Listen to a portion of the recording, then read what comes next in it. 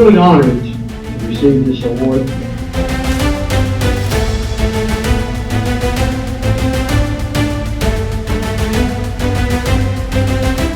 You know, in wrestling, to execute a move, to execute a takedown, to shoot on somebody. You know, in football, it's the same deal, whether you're tackling or blocking. You know, the fundamentals in which it takes to be really good at the sport that you're in, balance is one of the key points.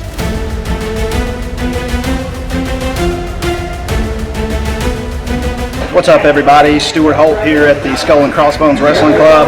I was a Buck two-time state champion, wrestled on full ride Division II at Carson Newman College. Learn how to wrestle in a flurry.